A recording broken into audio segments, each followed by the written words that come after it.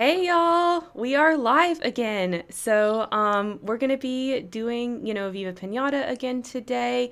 But the one big change for today's stream is Landon wasn't able to join us. She's on vacation, like on an island. Oh my God, so jealous. But we have Naomi here with us today. So Naomi, reintroduce yourself. She was with us before for the villain stream, but she's coming back for today. Hi. Hey. Hey Okay. guys.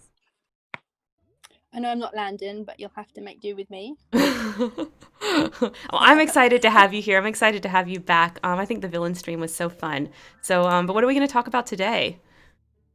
Today we're talking about Tumblr RP, specifically indie RP, and we'll be discussing how we met, a little bit more about myself and our journey through Tumblr, and then we'll discuss a little bit more about what we thought was good, what we thought was bad about Tumblr, and how it differs from the platform that we're using currently, which is Discord. Hey, Bree. Yeah, go get yourself your snack while we're kind of getting things set up. We're just going to do favorite things at first, like we always do. So you're not missing anything quite yet. Yeah, Yes, snacks I think are required. they are. You go eat. So yeah, what was your favorite thing of the week then, Karen? Yeah, so my favorite thing for this week, I think I said it last week on stream that I serendipitously got an Xbox, an Xbox One. I was not expecting. An in-law returned a bunch of stuff that we thought we were just not going to get back, and it included an Xbox that we thought it was gone. I mean, some people like are good at returning stuff, and some people are not, right? So this was years ago, and we just thought like, this stuff is never coming back. But the other day, he brought a bunch of stuff back. So I have an Xbox now because we didn't like Levi didn't need it. He has his own Xbox, right? Jeff has his own Xbox. It's not needed. So they were like, well, do you want it? I was like, oh, sure. I have that. And oh, hey, Lunar. Oh my gosh, I'm so excited that you're here. Uh, sorry.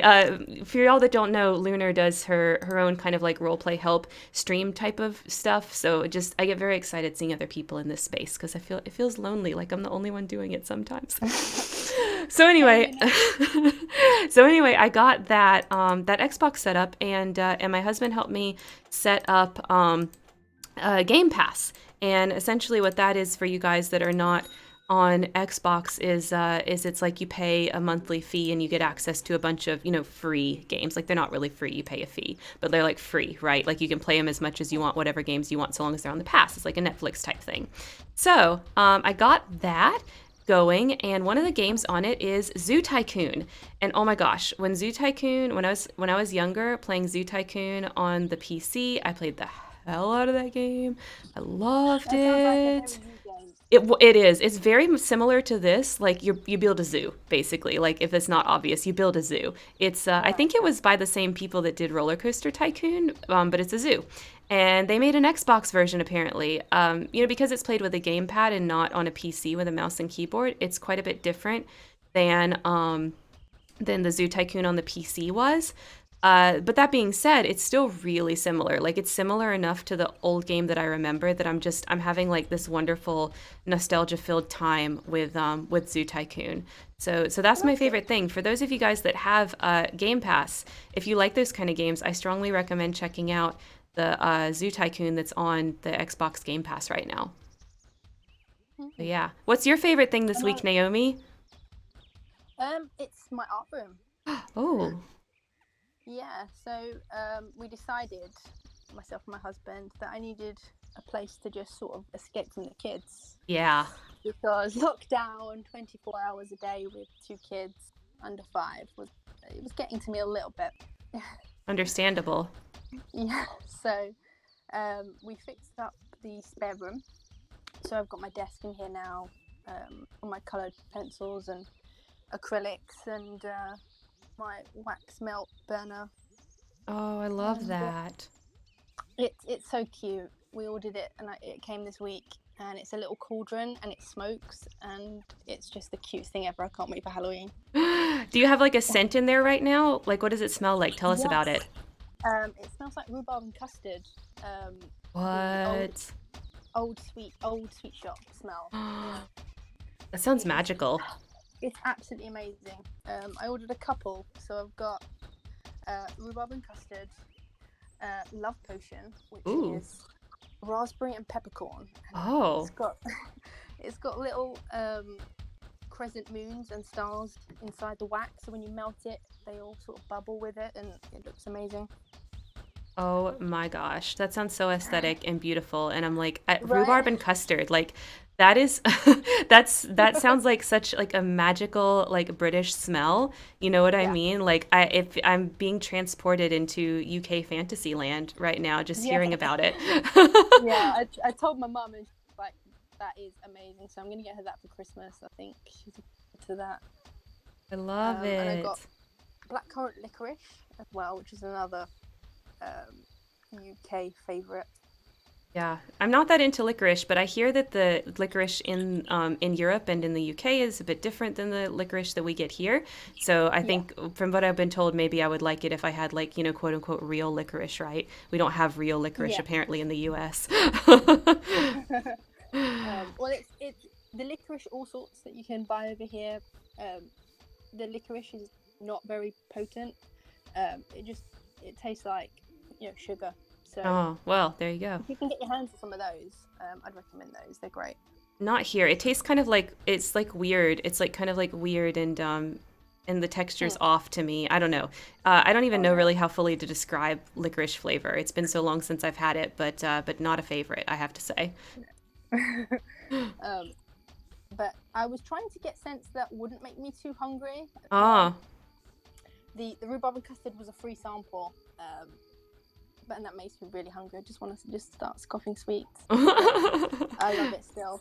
Well, maybe you need a snack too. Like Bree went and Yeah. got her snack. Maybe Well, Naomi needs a snack. I've got rolls here. So Oh. I think. I don't think you guys have sausage rolls over there. It's more like dogs. Um.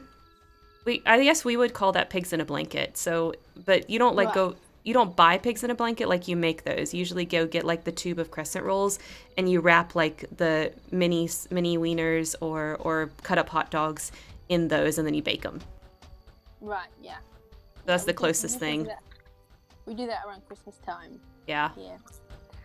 Yummy.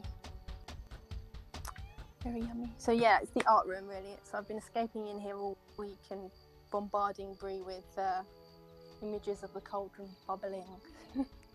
I want to see some. You should share some in the Yes. in one of the servers. We share so many servers. You choose whichever one. I want to see those. It sounds so cool. And like I think it's so important, right? It's so important right now to make sure that you have a space that is that's yours that you can go decompress because I know that quarantine in a lot of ways has ended for you guys, but it's not really ended here. And we are quite limited, you know. We really can only go like to home and to the grocery store, and that's kind of it. I mean, unless you're one of those people going out being unsafe, which if you are, please don't tell me about it. You'll just make me mad at you. But but like here, that's kind of how it is, right? Like we have our houses and we have the grocery store, and that's about all the places that we go to. So Yeah. Yeah. Now things are reopened here, so we do have that much more freedom. yeah, As long as we're safe with it, which is helping massively because just being locked up day every day was not great. yeah, I bet. But yeah, so that's been an improvement this week. So hopefully it'll continue. But it's funny because we were talking about how Christopher wasn't allowed in the room because he'd just destroy it. And last night he managed to get in here and get into my acrylics. He'd done it once before, and he'd left this handprint on my wall.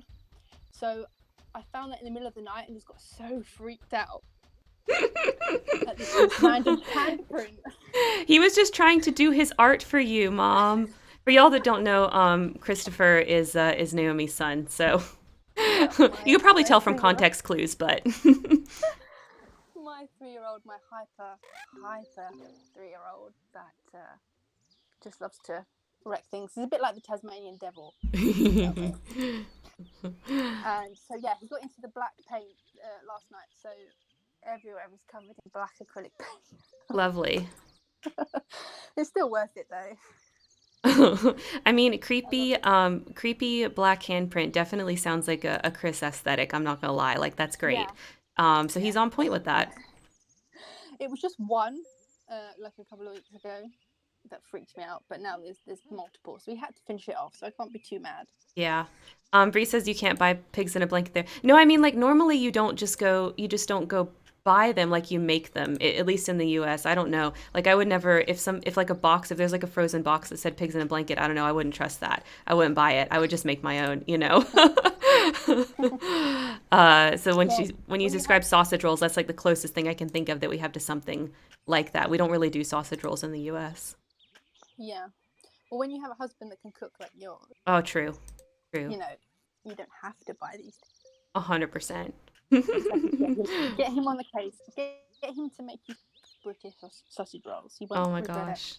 Let's see if he can learn how. We've got the smoker now, right? We've had it for a couple months and he's still in the learning phase with some things, but he has a couple things now that he's actually perfected. Like he can make pulled pork that I swear to God is better than any like restaurant pulled pork, any barbecue restaurant pulled pork that I've ever had. It's freaking amazing.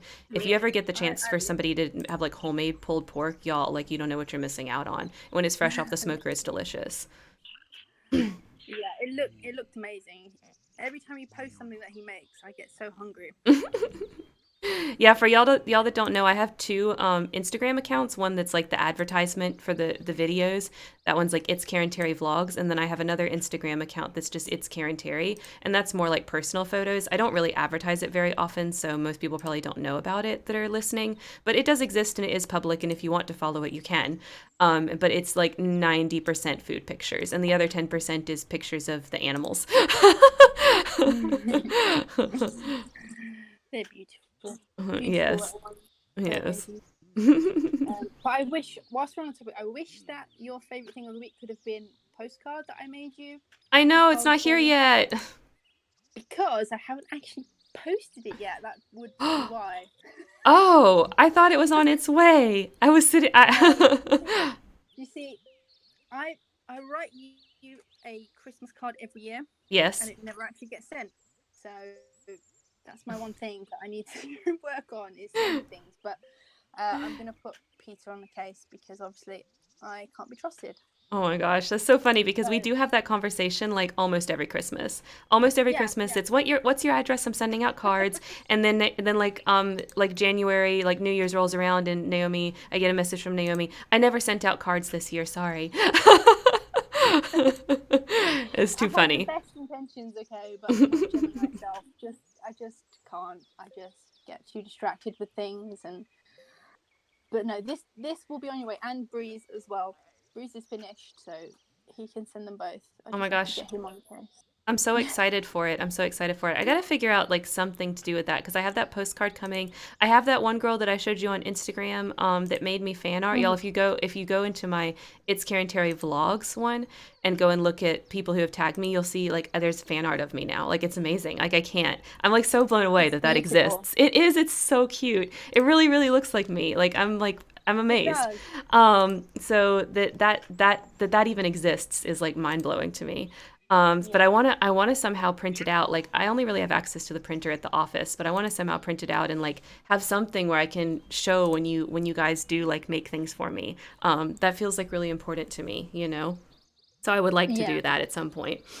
That would be nice. Yeah. Definitely. So yeah, hopefully that'll get to you next week. Okay. Well, I'll be on the lookout. You know, I'll message you as soon as I get it. Yes. Well, I'll message you when it's sent, so you know to expect it. Okay. Sounds good. But I'm kind of glad that I waited as well, because I got a new gel pen through the post. The one Ooh. I had wasn't working as well, and I needed it for your the specific postcard that I've done for you. So I Oh. used it on that, and it looks 100 times better. So Oh, yeah, good. Okay. Well, it so worked. It worked. it was needed. Yeah, definitely. So shall we get into it now? Should we start Yeah. discussing it? Tumblr Right. RP. What are we starting with? Should we start with how I got into roleplay? Because I know you wanted me to give our viewers a little bit of Yeah. background on myself. Yeah, let's do it. Naomi Lore, go. Right. So originally, I thought it was during university when I started to role play. Okay. But really sitting down and examining it was actually sometime during my teenage years. I would say about 13, 14. Really? Um, yeah, the friend group that I had were role playing over MSN. Do you remember that MSN? Oh yeah, I definitely dipped my toe into some MSN roleplay. I'm like, I can't believe it because all this time I thought that you were like my one and only friend that didn't start role playing as like a little, teenager, so yeah, I can't believe it. You were just like the rest of us. You were just like the rest of us Yeah, playing pretend at 13 years old. yeah. I didn't actually realize what it was at the time. I had no idea what they were doing. I just sort of caught them at it one day around one of my friend's houses, and he was just sort of typing a reply. Yeah. And so I quizzed him about it. What's this? And he explained that they had this fantasy setting that they were creating. It was a couple of them, two or three, and they created this fantasy world. And he invited me to create a character, and Oh. always being sort of into writing and story creation. Even though at that point in my life I was gearing up towards medical school, Mhm. I was still very much into my reading and writing. So I thought, yeah, let's give that a go. So my first character was a girl called Gem, like Oh. Gemma, Yeah. the G, Gem. Yeah. She had It she had green hair. it looks like you blue breeze mine too, a little bit. Yeah, Yeah, so I don't even think Bree knows about this. I think this is the first time I'm ever talking about it. oh my gosh. Yeah, my husband doesn't even know. He knows like kind of what we do. Mhm. It's a writing group, but you don't need to know any more than that. Same for my husband. Oh no, it's fantastic when he decides to take your phone and start role playing. Oh my gosh. Yeah, he does that every once in a while cuz he gets really curious, cuz I spend so much time on it, but he doesn't really know what it is. I mean, he kind of does, but like he thinks it's mostly Yeah, like, women together writing gay men, which is fine. Like he can think that. That's not untrue. It's just not exactly yeah, true. But yeah, yeah. Gem with green hair. Tell us all about Gem with green hair. This is amazing. I can't even remember that much, but she was. Yeah, she was. I sketched her as well. I had her in my sketch pad. She had green hair, and she had a kind of steampunk vibe going on. Oh. So she had the big boots, the goggles, and she could fly. Oh, well Yeah, then. Of course she yeah. could. I mean, if you're not giving your characters ridiculous powers when you're a teenager, what are you even doing? I know, right? So she could fly, and she lived in the middle of the sea in a house with no roof. Okay. Yeah, Doesn't seem practical, but okay. right. I didn't question it much, um, and that's what I can really remember about that time, to be honest. But I think that was my first dabbling into roleplay.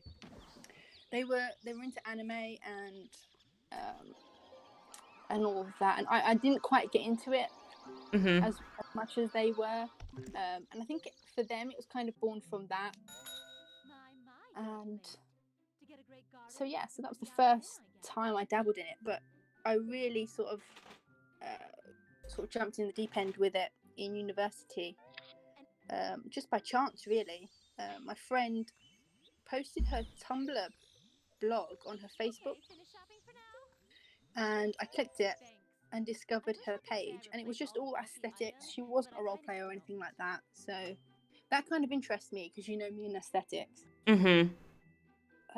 So I got into that, and it was kind of a way to wind down after a day of studying or at university, was just posting things that I enjoyed, on my own little wall. But then one day I was studying Bram Stoker's Dracula at university. It was one of my popular culture classes, so we were doing the film and the book. Oh, fun. Yeah, it was great. It was a horror class. You could either study horror or science fiction. Oh, of So course you I picked was, horror. yeah, I literally it was the dude. I posted about him a couple of times. He was kind of my hero at the time. My lecturer with um, just silver hair that reached down right the way down his back, and he wore these dark glasses. He never took them off, even inside. And he told everyone that he had like a visual impairment or something like that. That Uh-huh. his eyes were very very sensitive to light, so he couldn't take his glasses off. So he was walking around looking like a real life vampire, Wow. and he was just the coolest, strangest dude I've ever met. And he was conducting this horror class, so I was intrigued. But anyway, I was going through the Gary Oldman tag on Tumblr for this because he did obviously Stoker's Dracula, and I came upon a bio. I didn't even know what I was looking at first, but it was a bio for a mob RP. Oh yeah, And because for those of you guys that don't know, back in the day on Tumblr, one of the things people used to do is they would tag the bios with the face claim for the actor, trying to attract people that were interested in that particular actor. yeah, so I read that and I was intrigued. So I clicked onto the main page for the RP to read more about it, and in the end, I ended up applying to play this guy's wife. Okay. He was the kingpin. He was the Russian mob boss. So I applied as his wife, who dabbled in the business as well. He couldn't quite keep her out of it. She was a bit of a she was quite nosy and very very powerful in her own right. And so yeah, my first character that I really really role played properly was the kingpin's wife, which probably comes as a bit of a surprise to you, since I went through a phase of only role playing male characters for the longest time. But my two first characters were females, and from there really, I learned everything that I needed to know to begin role playing. Mm. And I think it was a couple of months after that I met Brie and Summer. So from role playing the kingpin's wife, I dabbled in another mob role play as a kingpin. I felt like I had enough experience to take it on. And looking back, I mean, probably not. I was. You never know till you try, right? Yeah. He was very temperamental. He was very, very temperamental at the time. But you learn as you grow, and over the years he's changed, because I still role play him to this day, believe it or not. But Oliver, he was called Oliver Finoli. And so yeah, I met Brie and Summer there, and that was really, really just sort of how I began to discover more about the world of role play. And I discovered, I think, kind of what I wouldn't do, because the admin of that role play was doing things that I kind of questioned at the time. I wasn't too sure, because I was still so new into that world. But Mm-hmm. But it didn't sit it right with gave me you? yeah. So it gave me a lot of experience. I think, looking back on it, it was a great learning curve. And from there, I think it was probably close to a year later, I started indie role playing. Mm-hmm. Throwback to all of my Naomi ships, being her writing the men and me the women in the past. Big same. Yep. It does Yeah, I shock feel me. It like does shock me a little bit, you playing some women at first, just because you're so not known for that. But I yeah, mean, when you start young, I think that you pretty much, or most people do, play some kind of like self-inserty kind of thing. So I don't think it's super surprising. But then it sounds like once you had that experience playing a guy in the mob role play, it was kind of like you were sold from there. yeah. I think I was kind of attracted to the power that the male roles had. Yeah, and they typically do, right? Because of all, Yeah, a whole bunch of other stuff that's not on topic for today. But yeah, yeah, Lunar. yeah, Lunar's asking, what are y'all's favorite characters that you've ever created? So I would say I have a lot of characters that are really my favorites because there are several that I played for a long time. But I had a similar situation in the sense of where I played a lot of female characters at first, of course, like you do, and then I started playing some male characters, and I got really interested in that. And so a lot of my favorite characters now are ones that are guys. That it's just easier. It's easier mm, to play a character that has like some power and agency when it's a guy, and that was very easy for me at the beginning. I mean, now of course I play a lot of powerful women characters, but that wasn't the case for several years. mm. I think that kind of that tracks, right? and Yeah, and now I kind of have like a trifecta of characters that I play a lot. There's Haley Marshall, which is based off of Haley from the Vampire Diaries in the originals. There's Abigail Knott, which is an original character, and then there's Ludo. So it's really two girls and a guy now that I'm kind of back to that. But yeah, those are probably my current faves until someday I eventually maybe make a new one. I don't know. We'll see. Who's your yeah. favorite? Do you think it was like from your mob roleplay days that's your favorite? Yeah, I think probably Oliver. Yeah. He's the oldest muse that I have. It's like 8 years now. Wow. That was 2012. Um, and yeah, he's just grown so much, and his relationship, because Summer was playing his wife and Bree playing his daughter, so they've just Mm. gone through so much over the years. And we kind of role play as they're a year ahead of us. We kind of skipped a year, um, but yeah, they've just gone through so much and changed. I feel like he's just such a part of me now. He was born the son of a mob boss, so it was already established. The Finelli family were in the mob business, and his father married him off quite young. Oh. He was 17. He was 17, and he had a wife and a child. Oh my gosh. Yeah, and this was in Milan, in Italy. And unbeknownst to him, he had already gotten his the girlfriend before his wife, because that was an arranged marriage. He'd gotten her pregnant, so he had this child out of wedlock that he didn't know about, because obviously hearing that your boyfriend is promised to another person and he was going to go through with the wedding, she kind of pulled away from him and kept that secret. Yeah. So he went on to marry this woman he didn't love, because he didn't want to upset his father. He had responsibilities. He felt like it was his duty to do that, and he went on to have a few more children with this woman. And the role play that I met Brie and Summer in was basically the time when he was being a naughty boy. He was sleeping around, and he met Summer's character, Oh. Ava, and he fell in love with her. And things kind of kicked off because he got her pregnant as well. Oh, lovely. Yeah, He has a that pattern was there. he has Oliver doesn't everything. wrap it up. No, no. And so yeah, they ended up being together, and his children were, obviously devastated that their father was being unfaithful, and yeah, so that he's been through a lot through the years with them, and they've grown, and yeah, so I would have to say him.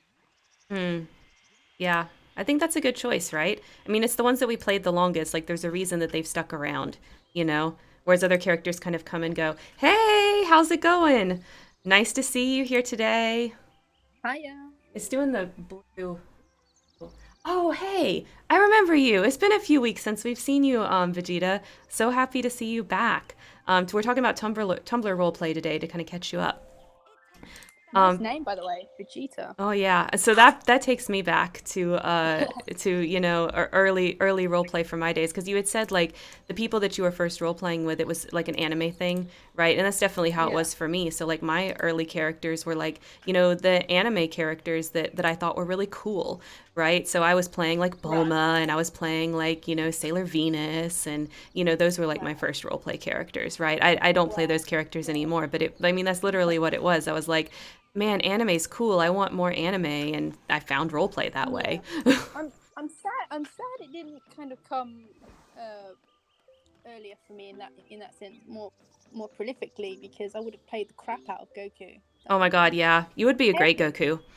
I loved him. I loved him. He was like my first crush. Him and Aladdin. Like I would have married him in a heartbeat. Oh my god. Why is it those two? Those two don't surprise me for you. Yeah, my mum still teases me to this day whenever she sees Aladdin. You know. It's funny. Yeah.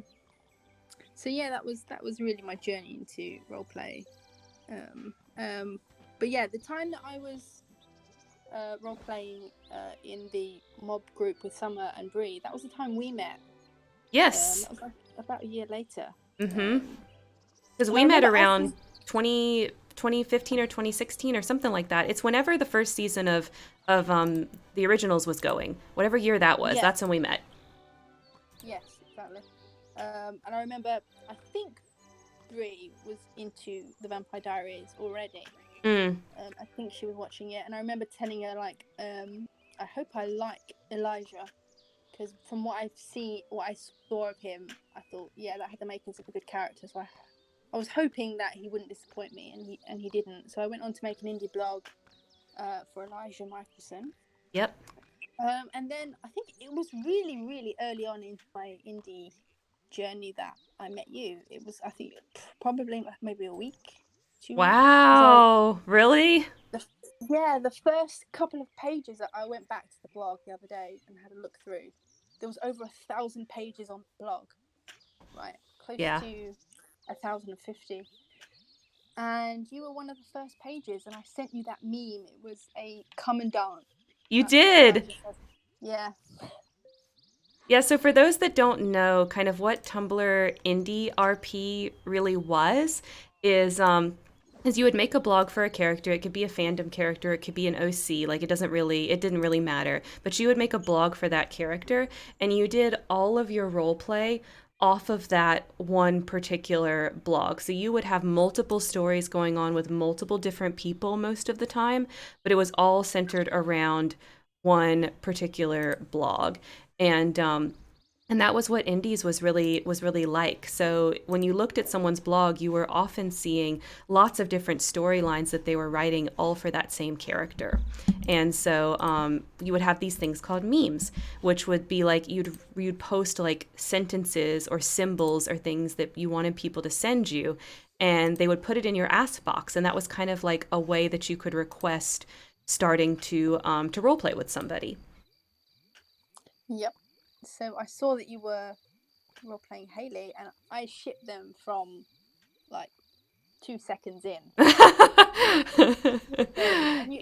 remember you hadn't quite got there. No, it was so early in the first season of the originals at that time that I was like, I don't know if I'm into it yet. Like it was clear that's where the show was going, but I was just like, I don't know. I was just more interested in Haley as a character, because at that time she was not super developed, and I just thought like, that's always the characters that I like, right? I like take someone that they don't develop very much, and like so then I can put my own spin on it. And so that's how I saw Haley at that time. Like they didn't develop her very much in season 4 of the Vampire Diaries. But then they brought her over to the originals. It was clear they were going to, and I was like, okay, well, I'll be along for the ride. Didn't expect this. Usually the creators don't tend to be interested in these types of characters that I like, but it seems they are this time. So, okay, cool. So I just wasn't totally sold, because I wasn't totally sure that the show was going to take the character in a way that I was interested in, But eventually I fell for the ship too. And it's largely because of you that I fell for it, because I just thought that our interactions between Haley and Elijah were so interesting. So, we wrote Elijah. Yes, Brie wrote a fantastic Catherine. I remember now. Yeah, she was already in the indie world playing Catherine Pierce. Oh, I remember that shift. People were super into that for Elijah, and I was kind of into it too for a minute. Yeah. I got over it eventually, because like just the stuff that they ended up doing in the show was so different. But during the Vampire Diaries, I was like, sure, yeah, I'm for that. Yeah, definitely. And did you write Elijah before Jamie? Yes. Yes, I wrote Elijah, and then I wrote Jamie Lannister. No surprise there. No. We love a good Lannister, though. Jamie's the best. Yeah, he is. And then I wrote Will Graham and Hannibal. Yes. Well, yeah, and then Tony Stark. I think that was all of my indie blogs. Yep. That's another. Oh, and I think I wrote Hank Voight from Chicago PD. Oh, I don't even remember that one. Yeah, he was. I don't think he lasted long, but it was super small. The fandom wasn't big at all. But yeah, I think the interactions that we had with Haley, it made me laugh reading it back. She kind of twisted in his arm into admitting feelings for her in like 3 posts. Yep, that's how I was playing her. Yep. Vegeta's asking why so much water in this garden. So eventually we're going to try to attract a chippopotamus to this garden. We're not going to get to that in this video, but someday eventually. And they need 70% of the garden to be water. It's ridiculous. So that's why so much water. Right now we're just going to try to get the Swanana so we can get a pig she, because we're going to need that for the mallow wolf. So, yep, that's the deal. Bree said, I just remember writing Jamie and Tony, and that's when we started writing This Is on Our Own because I transferred Tony to the universe. Yes, that's right. Yeah, we broke away from that role play that we were in. It ended, but we just couldn't let it go, so we started our own privately. That's crazy. Doing it ever since, yeah. Yeah. But I love that though, because I mean that's so true to like my role play philosophy, you know, because when you're role playing, like it's when it's a group, someone else made the group, but like you made the characters and you contributed to the world too. So like so I love that idea of like feeling, you know, so attached to the characters that even though the role play group isn't working out anymore, that you're able to take that and really make it something that's yours. Absolutely, yeah. I mean, it's so huge now. We have different mobs in different areas of the United States and even Mexico. Wow. At the minute, we're delving into the cartel at the minute, and it just depends on how we feel. I think like we go through phases of we want to write, and so we have a lot of muses, but it's not all at once. Well, it's just the 3 of y'all, so it's very easy to press pause and come back later when there's only 3 people, you know. So yeah. Exactly. And it's been so chilled, like, you know, we've matured with each other, I think, over the years, and we don't pressure each other. We know we have other obligations and things, so it just really works. Well, when it goes on for 7 years, you know they're always going to be coming back, so you don't have to worry about it, right? Yeah, exactly. But yeah, I think did that happen with the manor? Did the original? I think she disappeared, didn't she? Yes, she did. And then it was rebranded as Leather and Chains. Yep, because we took it over, which is such a story, which is such a thing that I do. We talked about this in kind of like the mistakes episode where it was really all about how Landon and I met, and that's exactly how Love Our Only Hope fell into my lap. Like the person left and I took it over, and that's just apparently such a thing with me. But so are we caught up now to talk about like kind of our early role playing relationship? Yeah. Okay, so this is what happened. Y'all. I joined this indie group verse called Manor AU, and indie group verses were this very unique thing on Tumblr roleplay. Okay, where what you did was you had a bunch of these indie blogs, right? Which we explained what the indie blogs were a minute ago. So you have a bunch of these indie blogs, and they all get together and they decide that they want to create this verse together. And it's really chill because it's a bunch of indie blogs. You kind of like can't really do too much with you know, keeping people up with activity. So you're a little bit limited in that regard, but it also gives it a lot of freedom, right? So there was this indie verse called Manor AU, and essentially what it was Klaus Michelson, you know, one of the characters from Vampire Diaries, had created this manor where vampires turned off their humanity. So if y'all remember from the Vampire Diaries and from the originals, there was that whole like humanity conceit when it comes to vampires, where they had their humanity on or off, which is kind of like code for whether they give into their baser instincts or not. So that was the verse, and it was an S&M verse. Like it was explicitly like that. So I was like, okay, they don't have a Haley, I have this Haley indie that looks interesting, I want to join.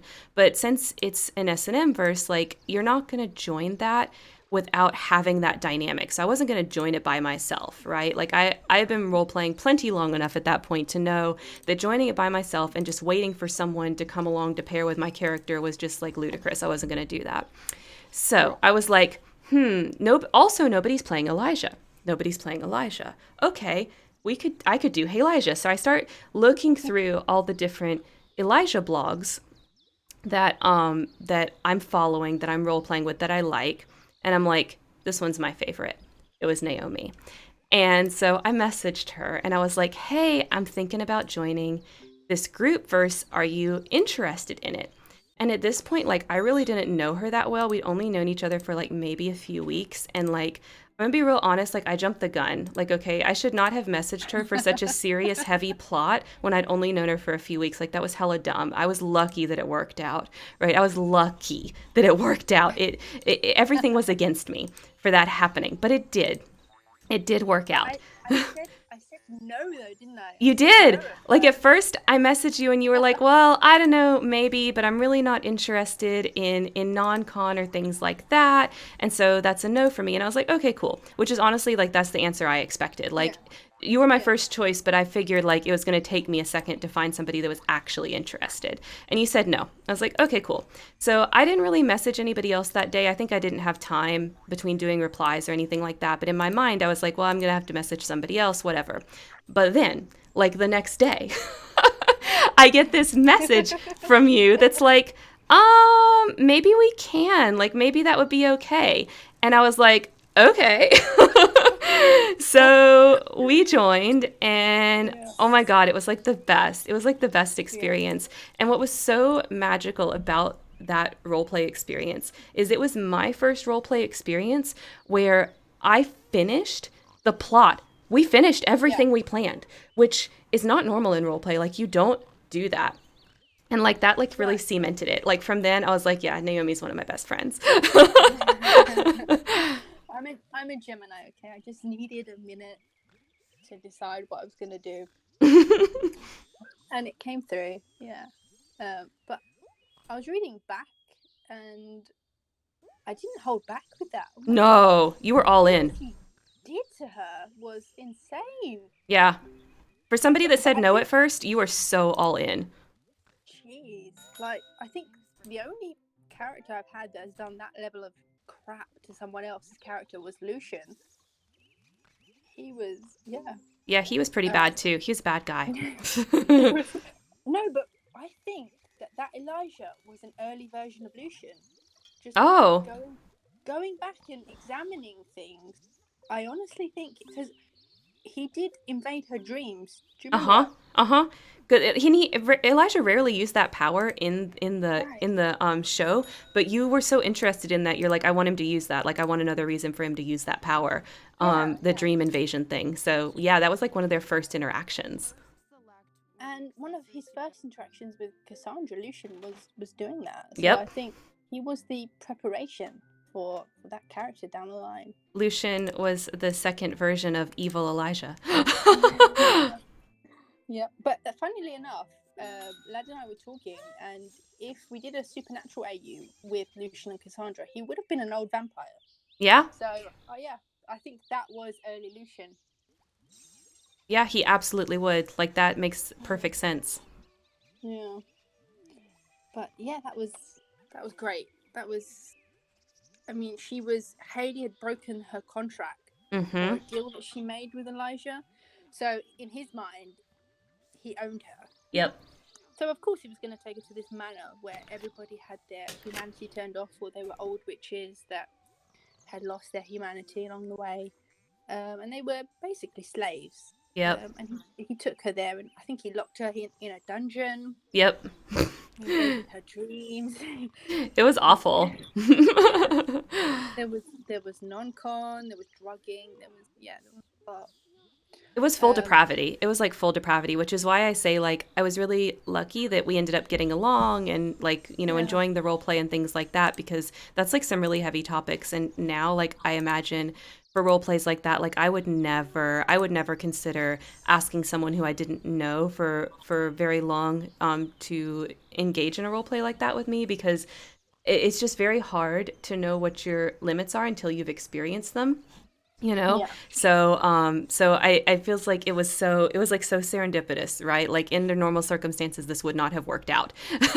yeah, And we would yeah, not still be talking to this day. definitely.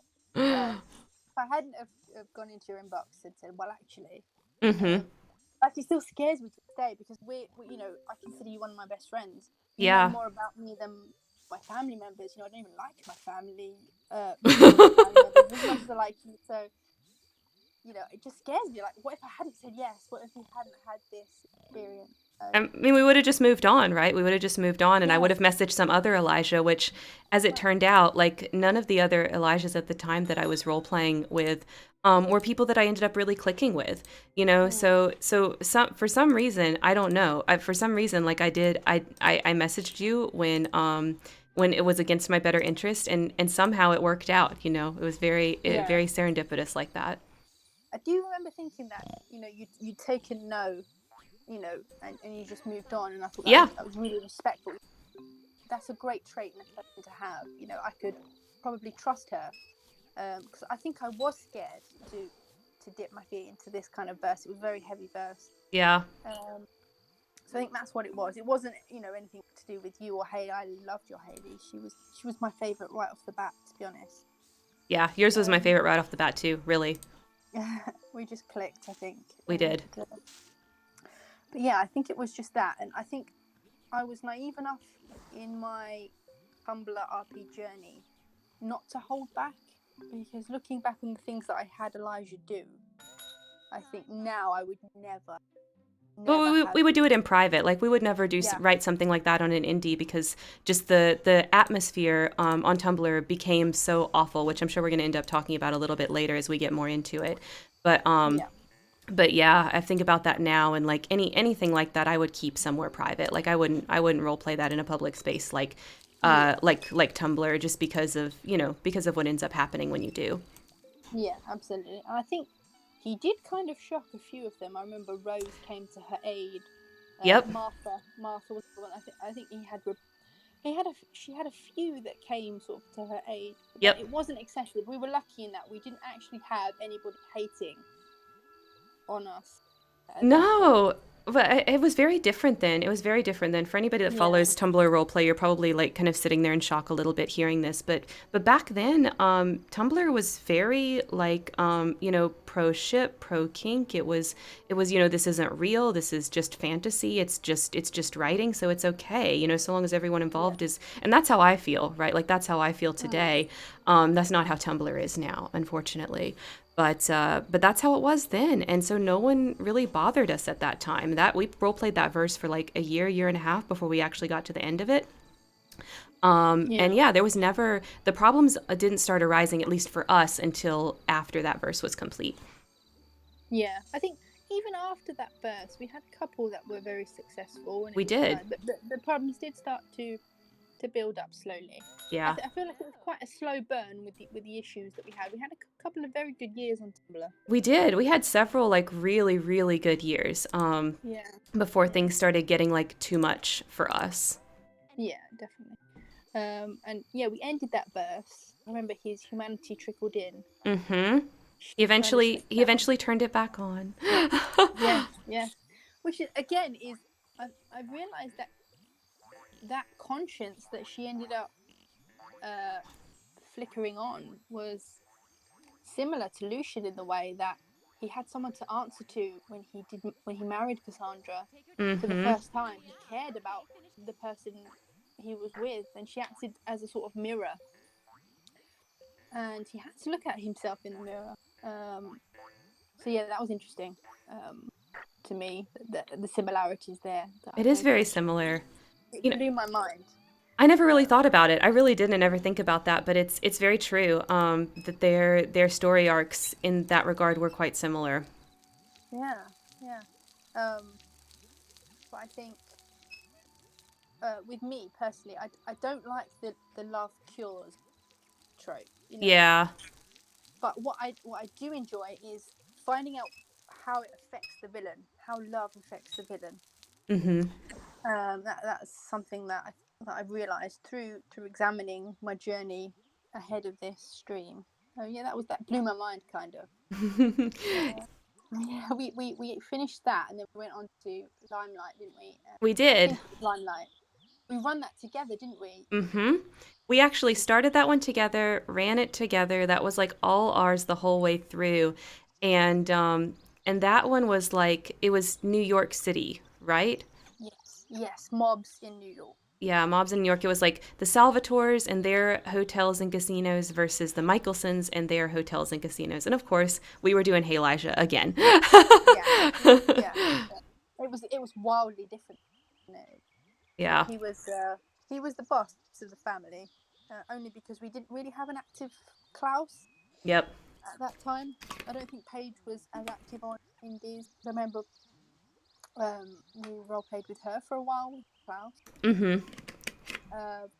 So we went with Elijah being the boss of the family, Yep.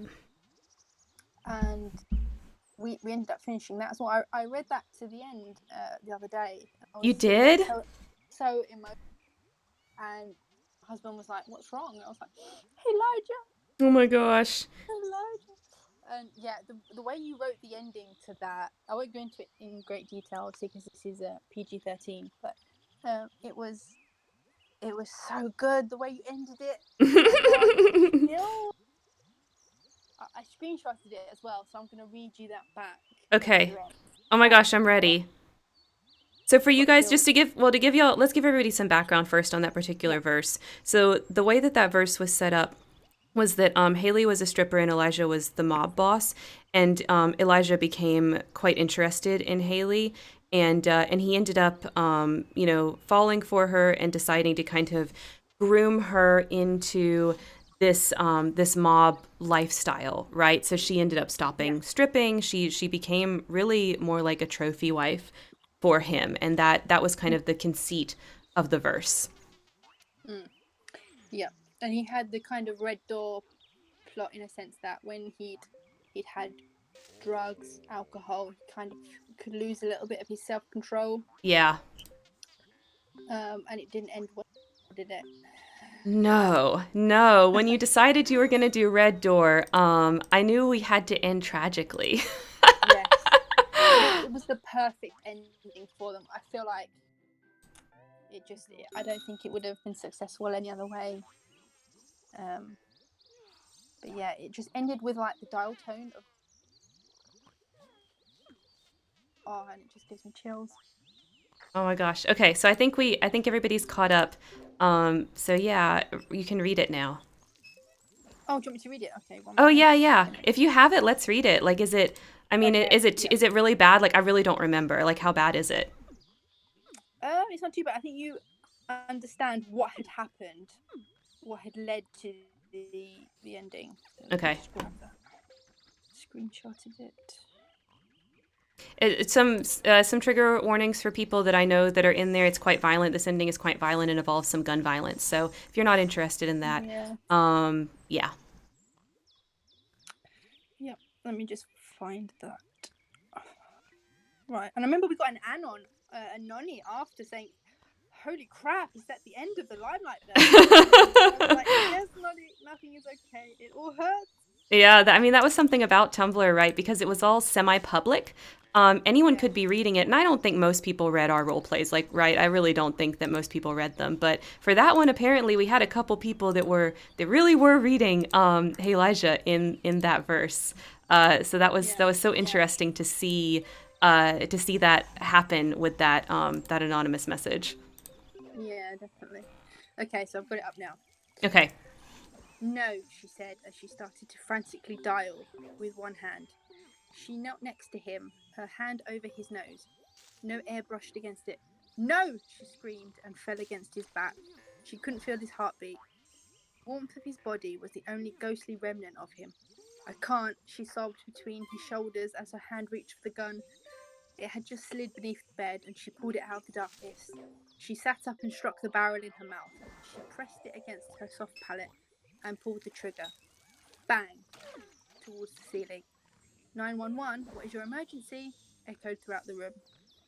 The nightstand tilted to one side, and she was sure she was floating. Her cheek met his back. The fabric was so fine against her skin. He had the best tasting clothing. As she smiled ever so slightly.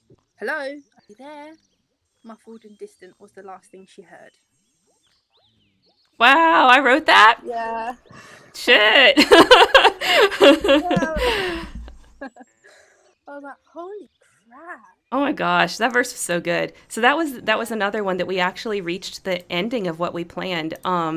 You know, you often don't, right? Like you so often don't in role play. So the couple of instances that I've gotten to do that, which were on Tumblr Indies with you, really has been just great. Has been just great. Yeah, definitely. I've loved that aspect of it. Yeah. And yeah, so from Limelight we went on to Wicked Girls, I think. Yes. I think that was next. Which was basically Salem, just months before the witch trial happened. And the premise was the witches of Salem were hidden in society's underbelly.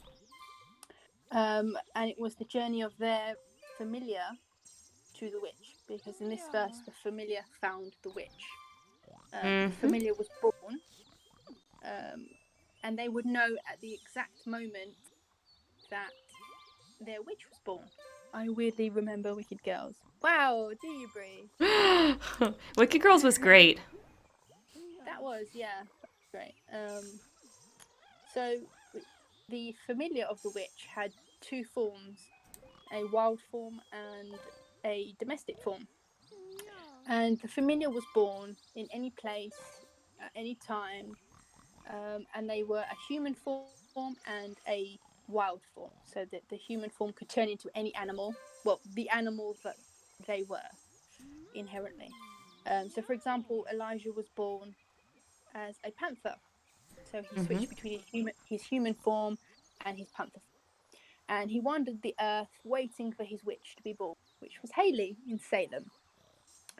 And the moment that they met was the moment that he could transform into his domestic form, so he could change into a black cat and effectively be with her within her daily life and not sort of trigger any red flags, like she's sitting there with a panther.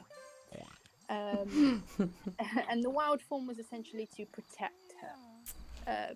Obviously, if she was in any danger, he could transform into a panther and protect her.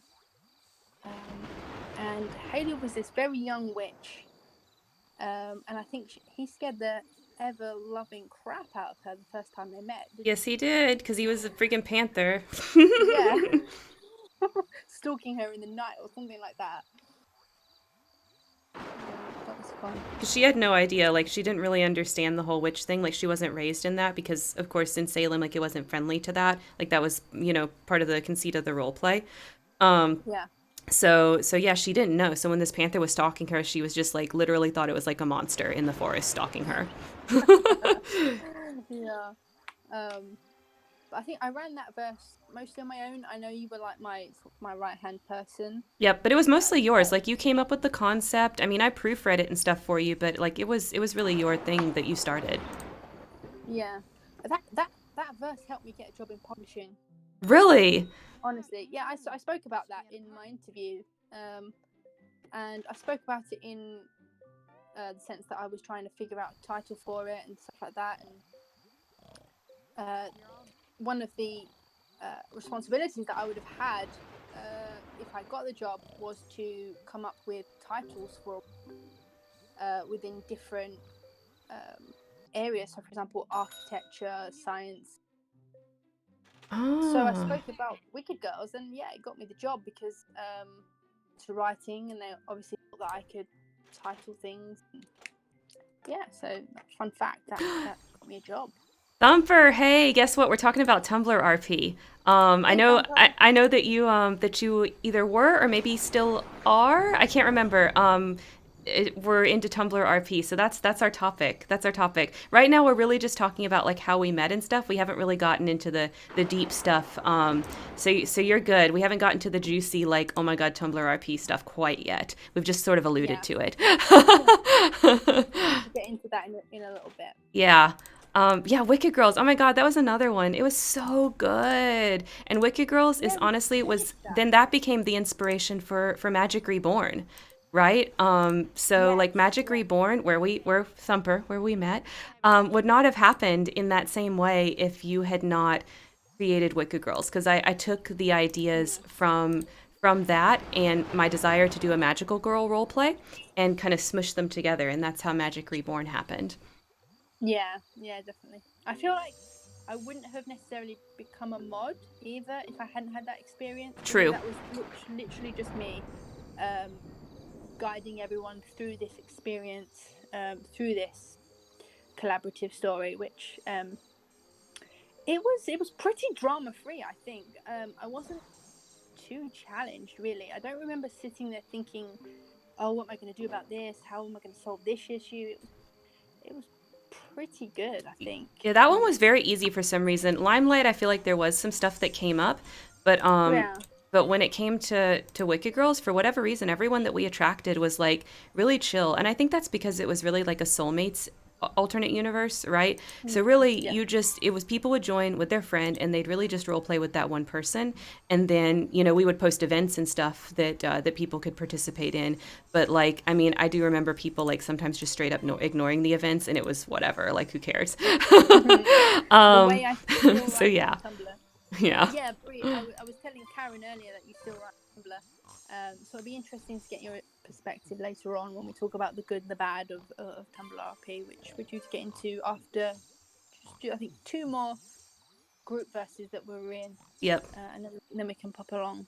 yeah. But the next one was Project Genesis, and that was your baby, I remember. Yes. So I was like, I wanted to do something, and I still want to do something someday. I feel like I still haven't nailed this, where it's like a Yeah, human animal thing, because like, so something that y'all probably either you've figured it out already, but I don't think I've ever explicitly said it. Like, I don't really like furry fandom because of my experiences in there were really negative, but I like a lot of furry adjacent things. Like I like monster things, I like human animal things, stuff like that. So I always like feel like I'm kind of like dipping my toe into stuff like that over and over.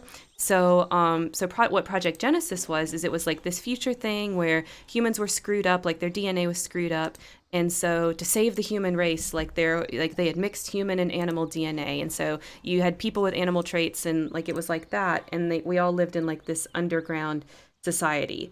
Unfortunately, that verse did not actually go so well. Things got busy, like certain things in real life changed with my job. Um, and also like Naomi was in that verse, and I think that was around the time that that Christo was coming along. I think if I remember yeah, right. yeah. And Towards the end. so yeah, so Yeah. you got super busy too. And so it kind of died unfortunately before it was able to go anywhere interesting. But I think the idea was still fun, and I'd love to revisit something like that someday. Yeah, I have the synopsis of a playlist you made, actually, if you want me to read it out to everyone. Oh yeah, I remember that. Tell me. I think it encapsulates it pretty well, Yeah. and what we were doing pretty well. So, to escape an injured planet, people have moved underground and taken on pieces of animal genetics, allowing them to shift into other. Several generations have passed, and these genetic changes are well ingrained into the populace. New ones are being introduced every few years. These changes ensure the survival of the human race, but are changing it into something entirely different. Haley has recently made it her mission the elusive cabinet member Elijah Michelson. She aims to find out more about him and use him to further crack into what's really going on the Ark's government. That's what it was called, right? Oh, the arc, The that's right. established Ark. What she didn't expect was for a one night stand to become love before she discovered the truth. Ah, yep, I remember. Yeah. Yeah. She interviewed him for her show. She had her own show, didn't she? Oh yeah, she was like a news reporter or something, like a Yeah, talk show yeah, host. yeah. And she was winning over his trust slowly but surely. And his animal DNA was a tiger. Yeah, and she was a wolf, of Wow. course. Yeah. And she had, I can't remember what it was. I didn't read into too great detail, but she wanted to start a trend, which was, I think it was just changing the ears into the animal and leaving everything else humanoid. Oh So yeah, she wanted. that was like she was gonna do that like a fashion trend thing because she was like, I think her talk show was like not really news. It was like it was more like fluff pieces and things. But she was having things like that in addition to the news stuff. Oh my gosh, what is happening? Why If won't your these guys animal RP romance? group doesn't have a, are you even really an animal RP group? Yes. Doesn't have a wolf? Are you really? Yep. Yeah. If your animal RP group doesn't have a wolf, it's not an animal RP group. Like what even? Or a tiger or a lion. Yeah, you got to have your wolves and you got to have your cats, right? Yeah. So that was that one. And was there another one? That's the last one I Yeah. really remember. The last one was Battle Cry. Oh yeah, I remember that one. That's one I kind of want to visit as kind of. It was heavy though, wasn't it? That one. Yeah. Basically, I've got the synopsis for that as well. If you want me to read that out, it's kind of cringy, but Yeah. Welcome, Collect. I see that you've joined us. So happy that you're here. Y'all that are kind of new to the stream, don't forget to give us a follow. But yeah, read out that one. Oh my gosh, we have to revisit that someday. It was so cool, and we never really did it yeah, right. yeah. Basically, the gateway to hell was in Washington D.C. in a club, Of and course it is. and the gateway to heaven was in a library. Right. So, war, it rages beneath the noses of humankind. Only till recently did the angels reside in heaven and the demons in hell. When Hell's Gate was unlocked, Lucifer was unleashed, spreading his demons across the world. For decades, they've been wreaking havoc and controlling societies worldwide. Now, it's time for heaven to strike back. Whose side are you on? So, it was set predominantly in Washington, D.C., and like I said, there was a club that contains the gateway to and from hell, and it was a demonic hotspot called Fever. Oh yeah, I remember. I kind of got inspiration for that from Constantine, the club that he went in. That was what I wanted. Yeah. Focusing on that. Anyway, and angels were found within their own clubs and the Library of Congress. Again, Constantine, the movie, the library that he was in, that was the kind of feel I wanted for that. Mhm. And demons had horns and a functional tail, whereas angels possessed wings and their appendages. They could disappear and appear at will. And there was different spheres or tiers of ranks. So, for example, archangels were the most powerful of the angel kind, and the demons were called beasts, and they were evenly classed. And it was essentially a warring factions RP, the first one that I tried to do myself, Yep. other than the private India stuff that I had going on with Bree and Summer. So I feel like that was great experience for modding for you as well, sort of backing you up these days. That was great. Yeah, no, I totally agree. Like the indie verses that you ran on Tumblr is 100% like why you ended up being a mod on a lot of our role plays that we run now, because like I mean you literally did it and I watched you do it, so it's like good thing for that. Yeah, definitely. I don't think I would have accepted either if I hadn't had that experience under the belt either. Mm-hmm. But Makes I remember sense. First Blood was kind of really. I kind of felt the pressure a little bit as well. Yeah. At the end. But it was great for a learning curve to where I am today with you guys. But it was the first time that I really had to speak to people about sort of like conduct and things like that, and yeah. Yeah, because that wasn't just an indie verse. That was like more of a I guess you could say quote unquote real role play, right? Yes, exactly. There were expectations. Yeah, definitely. But yeah, that was great. We didn't finish that one, but I think life just got busy, didn't it? It did, and that happens sometimes. Like just stuff happens, and sometimes you can't keep it going. Yeah, definitely. I remember you were progressing in your career, Yeah. and my publishing job was they expected the world from me, and I just didn't have time of the day. I think they were a bit um That job was a little bit weird towards the end, I feel yeah like, yeah if I yeah remember it correctly. Like the company got really weird. Not just towards you, yeah but towards other employees too. absolutely yeah. So yeah, so that's why we didn't finish that one, but good to revisit Yeah. one day maybe. So I think now we can move on to, as a whole, our experience on Tumblr RP, what we feel were the positives, and then maybe what we feel like were the negatives. Yeah. So I can start with one positive. So one of the things that I really loved about Tumblr roleplay was that it did really encourage like this level of aesthetic that we don't have on Discord. So for those of you guys that are kind of newer to us and don't really know, we roleplay on Discord now, but we used to roleplay on Tumblr. So that's kind of where we're going with this.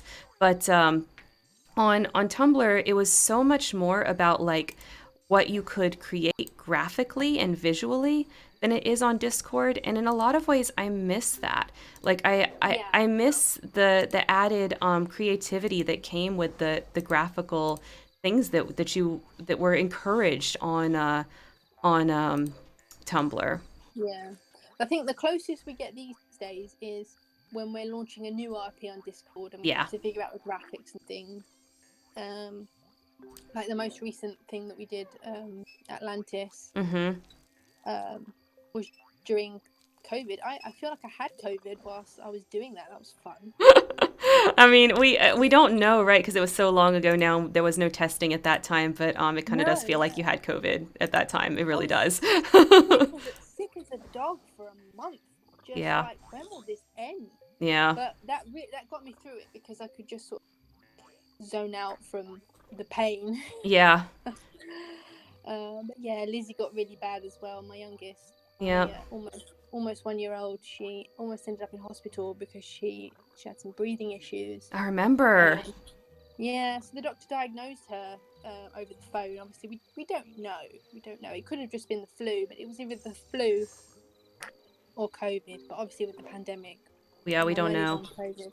Yeah, But she's all but better she now. I was. mean, that was back in like January and February, so all good Yeah, now. uh, definitely. yeah, Tumblr RP is dead. Yeah, I mean, we're gonna talk about that and just as kind of like we progress through this. I do understand that there is still indie roleplay on Tumblr, but like the idea of groups or the idea of one-on-one roleplay, my understanding is that doesn't really exist because of all the changes that Tumblr has gone through. But yeah, one thing I really miss about Yeah, it is that aesthetic aspect of Tumblr. That just doesn't yeah, exist on Discord, and it just opened up so much creativity. Like yeah, there's a dark side to it too, so I can talk about it actually in my negatives as well. But yeah. I Definitely. miss it in a lot of ways. I really do. Yeah, to be honest, I miss the time that I had to just sit and chill and make icons and just chill out, you know. But nowadays I have a 1 year old hanging off me and a 3 year old saying, "Mummy, why? Why?" Yeah, yeah. So you can't just sit for hours, whereas now No. our lives are such that like you do a couple of replies when you have the time, and that's how it goes.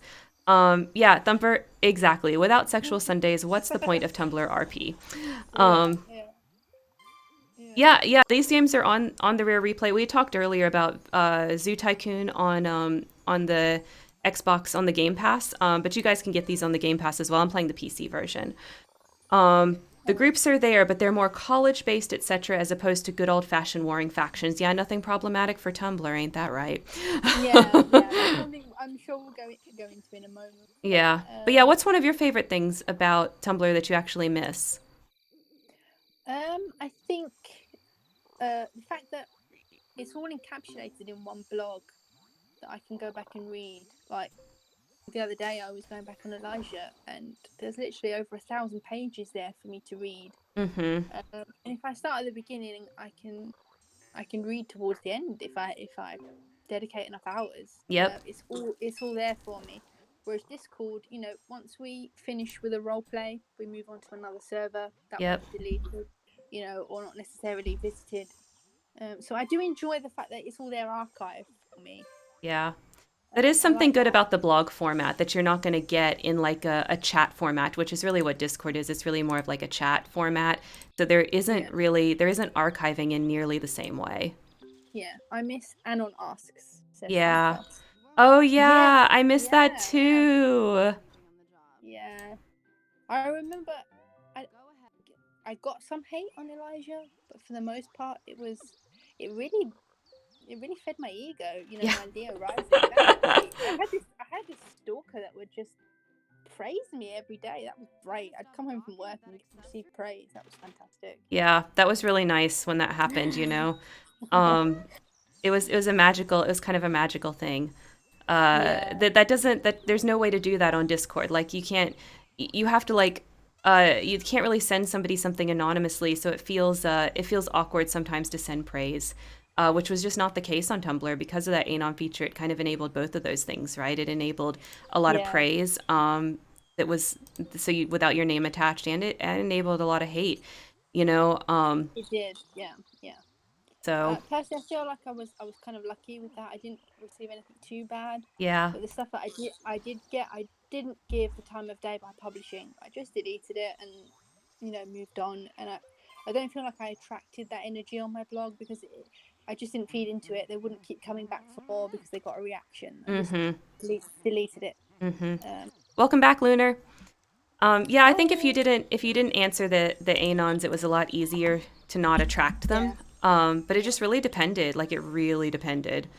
Um, Absolutely. Some people can be cruel, and I saw really great people be kind of destroyed by it. mm-hmm. And people would end up just deleting their entire blog Mm-hmm. because of it. And yeah, that's one of the negatives of it, definitely. Yep, for sure. Um, but yeah, do you have any other positives?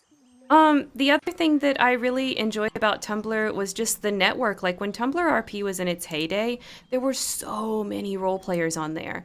And I feel like Discord's kind of become that now. So that's still kind of true on Discord, but the way that the network was so huge. Tumblr was my first experience with a platform that there was just that many role players on, right? Because before that, Yes. I had role played on Gaia Online, I had role played on LiveJournal, I had role played in Yahoo chat rooms and things like that, and some forums, but before then, like social media just wasn't nearly as big of a thing, and social media was such a huge thing when Tumblr came along that I was blown away with just how many role players were on Tumblr. It was Yeah, amazing, and it had absolutely. because of the tagging system, people that weren't even role players could get easily attracted to role plays without even really thinking about it, which I thought was super awesome. Exactly. It was how I was pulled in. Mm-hmm. Um, so yeah, I attribute that to me being here today, really. Mm-hmm. So it will always have a special place in my heart. Yeah, mine too. I mean, Um, without Tumblr, I wouldn't have met really anybody that I'm role playing with today. You know. yeah. Just one thing. My nearly 1-year-old needs a feed, I think. So Okay. I'm gonna bring her in. So I will. I'll still be here. If she starts crying for whatever reason, I'll just mute it. Okay, that sounds good. Um, but yeah, if you hear a baby, that's my Elizabeth, my little, my pride and joy. She's very cute. So. She is. She. Is. But yeah, that was one of my positives as well. The fact Okay. that there's something for everyone.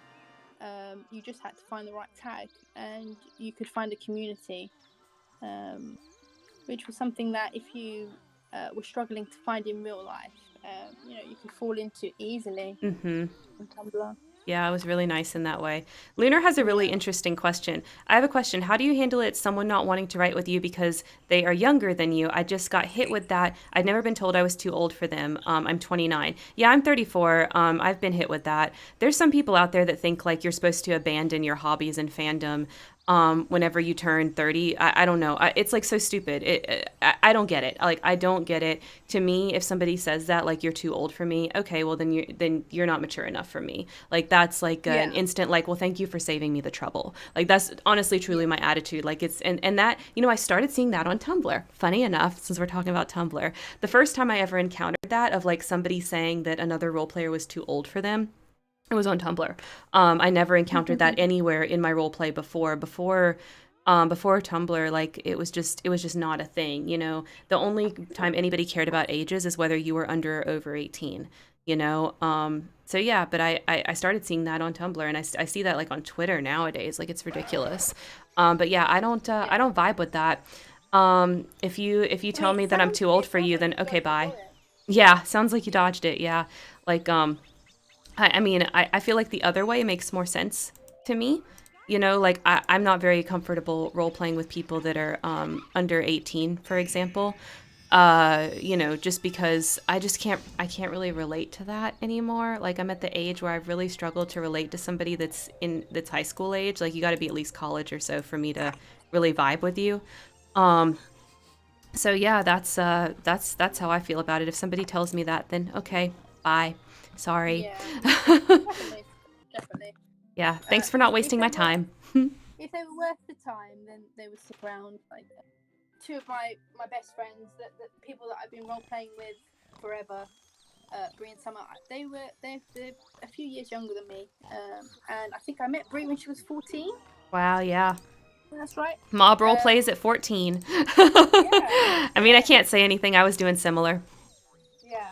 I mean, she played the daughter of a kingpin, so she never really got her hands dirty. It was never really anything Yeah. too explicit. But you know, the people that are meant to be role playing with you and in your life, they'll be there.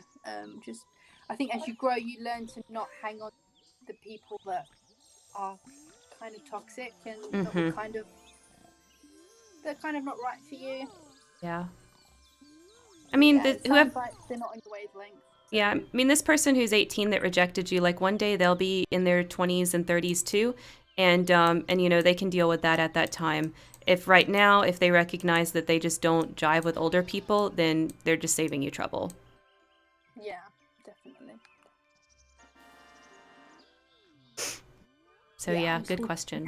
Okay, so let's say something that we don't like about Tumblr roleplay. Yeah, yeah, So we talked about Anon asks as like something good, but it also has a lot of bad things associated with it. Like, I have a lot of pain associated with anonymous asks, but hey Lizzie, because people would also use them like super super negatively. Like, they would send you hate, and it's like, what did I do to you? Like, I'm not even role playing with you right now, and you're sending me stuff. And that would happen all over Tumblr. Like, there's so many people on Tumblr that took like their social justice into fictional settings where it doesn't belong. Like, it just doesn't. Like, I mean, if you believe that, like, whatever, but it doesn't.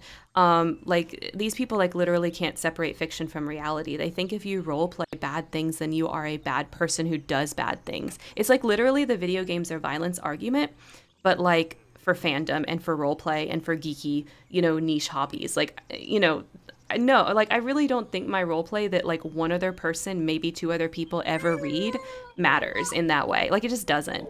So you yeah, would get hate. You would get hate for like role playing something that they thought was problematic, and that really, like, for me was really really hurtful.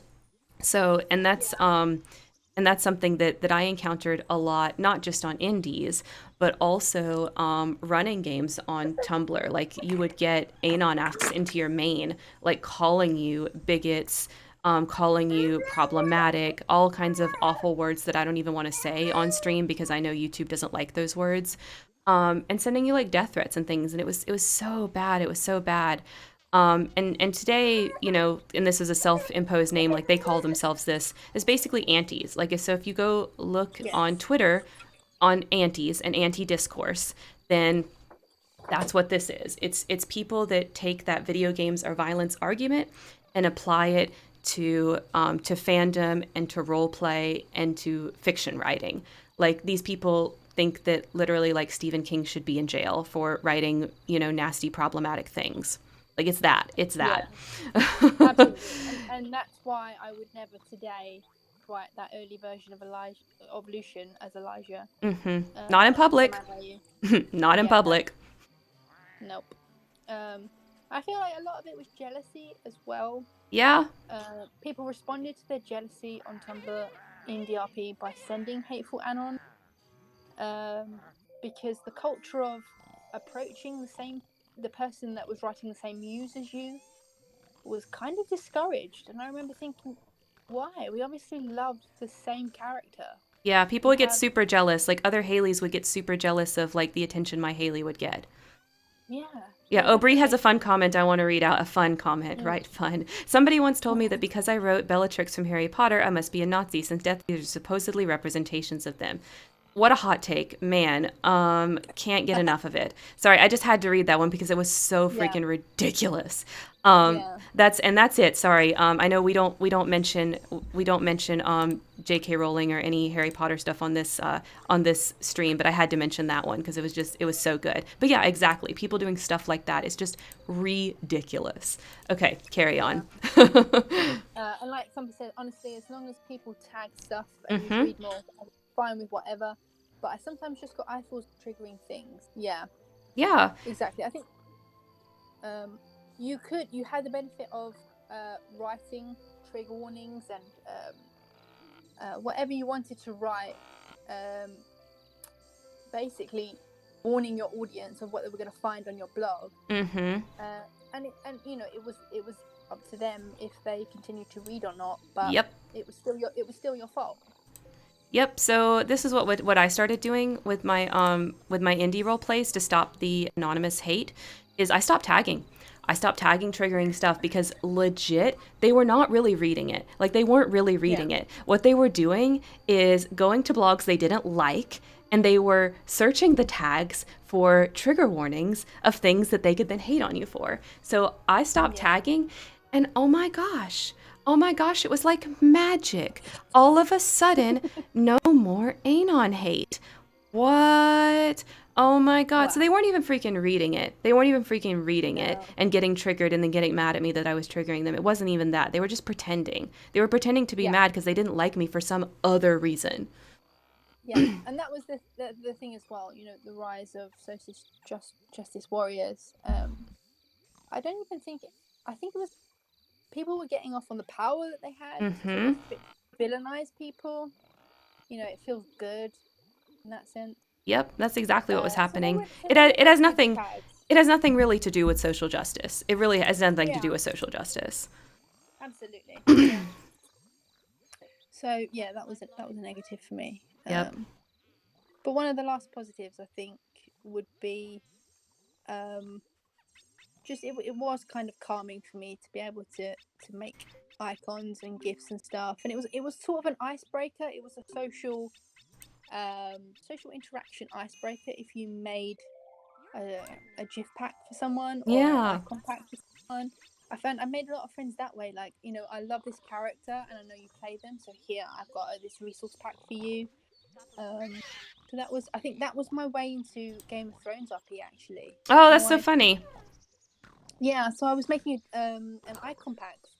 I Ramsay Bolton indie blog because he didn't have that much resource. Yeah. To back him up, and that was my way into that. But yeah, I think that was the last positive that I have. Yeah. Yeah, no, those were my positives. Like I really enjoyed the graphical elements of it, and I really enjoyed like how large the community was. Those were like my two real big positives when it comes to Tumblr roleplay. Yeah, it was definitely the epicenter of roleplay at the time that we were. Absolutely. That we had. So the negatives now. So what do you feel like the biggest negatives were? Yeah, so the Anon hate, that was kind of a big one. And then I do feel like there was kind of a negative side of the graphical elements as well. So I'll explain what I mean by that. There was a lot of roleplay on Tumblr that is not roleplay. And I do think the graphics have a lot to do with that. A lot of role play happens on Tumblr where people they pretend they role play, they pretend that they're going to role play someday, but really all they want to do is talk about the idea of eventually role playing, and then make graphics, you know. And because Yeah, humans are yeah, such visual creatures, like we're such visual creatures, if we see beautiful images, like we're gonna follow that blog, like we're gonna be like, ooh, I want to see what other images they post, right? And so definitely. what would happen is that these blogs would amass all these followers, and because they had so many followers, like literally because they had so many followers, um they would get into these situations where people would assume that meant they were good role players, and so then they would get all of these anonymous asks praising their writing, and there's like no writing on their blog. Yeah, there was literally no writing. I remember looking at a what was it? The um oh, it's escaped me now. Um, It'll come back. Tolkien. It was Lord of the Rings. The Lord of the Rings indies, Yeah. and there was no content whatsoever. And I just remember thinking, what are they praising? What are they praising? But yeah, as Stumper says, it's definitely elitism. Definitely elitism. Yeah. Which I kind of benefited from looking back because I wasn't too bad at Uh, Not too bad. doing. You were amazing at it. Like your graphics were really freaking good, Thank and you definitely had a lot of followers that were there for the graphics. That is you. something Yeah, that I remember. You know, yeah. it was a But I guess very I look back on the time it took me though, and that was definitely a negative. yeah. The stress of feeling if I didn't have an up to date, trendy profile, what was it, theme, if I didn't have the code, Yep. the right theme, then maybe I'll lose followers, won't want to interact with me. And it's stressful, and you don't really want that when you. This is a hobby at the end of the day. Yeah. You don't want stress attached to it at all. And that was a stressful aspect of it, that maybe I would be judged the look of the blog Yeah. and not the actual content, where I found role playing with. Do you remember that Elijah? She also played a Marcel, I think, and a Freya. Yeah. I She had remember. the bare minimum on. She was really great to interact with. She was Mm-hmm. fun, and I think if people just had that outlook, just to look past the appearance of the blog, they would have been a lot happier Yeah. platform. I think that's the case. Because if you weren't good at graphics, sometimes there were people on there that were perfectly good writers and perfectly good role players that people wouldn't give them the time of day just because they refused to put the time into their graphics. Like, a huge reason that I had good graphics was because you made them, right? Like, you Yeah, would I make love the making them for themes. you. Yeah. So it was kind of like if I didn't have that, I wouldn't have had that experience. But Yeah, yeah. so And I had the time. I didn't mm-hmm. have children at that time. I had my husband, and he was very respectful of, this is my hobby. This is the time I want to spend when I wind down from work, and then we can do things together. Yeah. Um, he had his own interests as well. Um, but I feel like how many people at that time in their lives were losing out on meaningful interaction. Well, I guess not meaningful, because if somebody's going to judge you on how your blog looks, it's not going to be meaningful. Yeah, but Um, it's just because of that. I think it's the perception of it, right? yeah, Because if you're getting lots of interactions on Tumblr, then it's much easier to judge which of the interactions you really enjoy and which ones are meaningful for you. Versus if you're not getting a lot of interactions, it's hard because it makes you think like, well, what else is out there that I could potentially be getting? Is the stuff that I'm getting actually, good? Like I don't know. It's much harder to know. So that's what I think in regard to that. yeah, definitely. And Bree says, I do find though, not back then, but nowadays, a lot of formatting and good graphics are key to people who are good writers, because those are people putting time and effort into their blogs to be recognised. Back in the day, it wasn't like that, but nowadays, at least, that much has changed. Yeah, well, as I was saying to Karen earlier, I'm not quite sure what Tumblr's like these days. Mhm. We've kind of moved on from that time in our lives. We don't really have time for Tumblr anymore. In that Karen's got a busy career and I've got kids. Yep. So yeah, that's an interesting aspect to look at. That the people that you want to interact with are the people that take the time to actually make something of their blogs. Yeah. Well, I feel like because Discord exists and it's got such a big role play community on it now, the people that don't want to spend time on graphics, they're probably just not on Tumblr, you know? So and so Yeah. that's probably why that's true in that way, where it wasn't really true before, because Tumblr was such a big role play community for a lot of people. You know, if they weren't on Tumblr, where were they? You know, they didn't want to leave their friends. So I think I would think that that's probably why that's more the case now. Yes, but there's also a lot of even free phone editing services that allow people the option to create decent graphics Oh as yeah, opposed to only Photoshop, which was difficult to access. Yeah, definitely. yeah, that didn't exist back when we were role playing on Tumblr. It was like Photoshop or nothing almost. Like there was a few other things that you could potentially use, but not really. Like Yeah, it really was like Photoshop. Like if you didn't know Photoshop, definitely. you kind of couldn't do it. Yeah, and I was lucky in that my father was an architect and he used Photoshop every day, so he was teaching me Photoshop from a young teen. Mm. Um, and my husband is very good with computers and cracking and things like that. So he would always download me the latest version of it. Otherwise, I would have been I would have been hard up to find, the software to do any of the things I did. Yeah. But it is positive to hear that these days the popular blogs have actual content associated with them. Yeah, because that was not really true back when we were on No, Tumblr. It really wasn't. that was a pet peeve. Oh my god, I wouldn't even do magic annals or anything like that. There was just nothing. Yeah, and they would get all this praise, which that just baffled me. That baffled me Yeah. so much. But that was another weird thing with Tumblr that was kind of a negative. That Anon box. I don't know how often this actually happened versus how much people just said it happened. But because it was anonymous, like you could send yourself anonymous messages, and people Yeah. legit did. Like people would send themselves anonymous praise and anonymous hate just to get attention. It was like Yeah. the weirdest freaking thing. Like the weirdest freaking thing. Yeah, But it definitely. worked. It worked. Like it drove traffic to some blogs. Like some blogs got like so much hate that like you knew that there was no way that it was really real. Yeah. They would send it to Because themselves. that drama is addictive, isn't it? It's like a Yeah. drug. It's an adrenaline hit, and Mm-hmm. it would have pulled people in. Um, Absolutely. but yeah, another thing that I think was a negative was sometimes the ability to read blogs was kind of difficult because of the tiny trendy text Oh that was yeah. yeah. I remember like I couldn't read my own blog at one point. I thought this is going too far. Yeah, tiny text was a huge trend.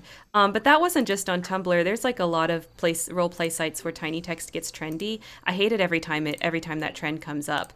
Yeah. You know, because it just makes everything illegible. Thankfully, we don't have that type of control, or not easily anyway, that type of control on Discord. So no tiny text on Discord, Yes. thank God. Yeah. That's a good segue actually into talking about the differences to our current platform, which is Yeah. Discord. I think it differs massively, to be honest, and I think the most important thing is to be able to protect the people that we're writing with Mm-hmm. from these anons and this hateful, um, faux social justice warrior Yeah. type interaction. The people that we allow into our space that we are writing in is up to our own discretion. Yep, it is so much more private, and I do really enjoy that aspect of it because I don't have to worry. You know, it makes it so that I don't have to worry in ways that I Yeah. used to worry on Tumblr, because it's just so much easier. It's so much easier to keep the types of people out that you want out and pull in the types of people that you want to pull in, because the servers are largely like little islands, whereas blogs, Yeah. because of the tagging system on Tumblr, were incredibly interconnected. On Discord, what you've got is servers, and those servers are little islands unto themselves. So it takes a lot more effort to go and try to hurt someone else's server. And Yeah. because it takes more effort, you just don't see it as often. Yeah. We're insulated in that sense. Yeah. Definitely don't worry as much because you never knew what you would find when you logged on. Yep. And for younger writers, that would be especially concerning. But we're Yeah. an 18 server anyway, so we don't have to worry about that as much anyway. Yeah. But it's easier. Yeah. It's easier if you are worried about that. If you're worried about having like an all ages role play, there's a lot of protections that you can do on Discord to try to like keep the more adult conversations, Yes. between adults and not allow children in there. I mean, it's not perfect, of course, but no system Yeah. is because everyone can lie on the internet. But it's Yeah. much, much Oh, easier. we've had that. Yeah. Oh, yeah. We've had it.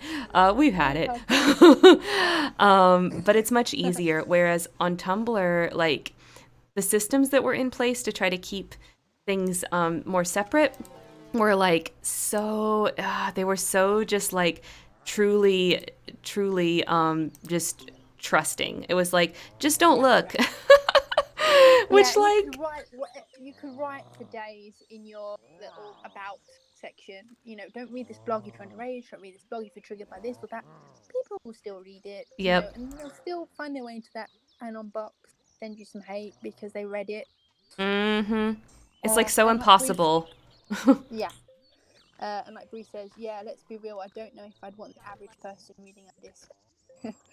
Yeah, when we've been doing mob for like 8 years, some dark things have happened. Like just yesterday, my character sawed off another character's ear. Well, that's some So violence right there.